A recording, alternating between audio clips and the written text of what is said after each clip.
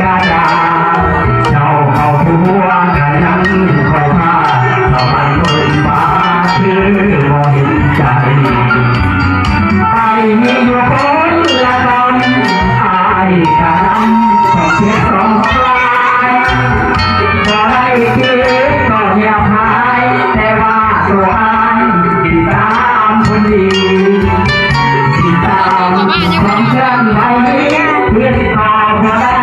เสียดายบ่มีไอ้กะหาแต่เจ้าสามี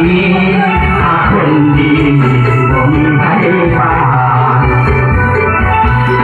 เรื่องเชื่อหลานพ่อละบ้านพ่อคอยใจไร้ไร้เสมอ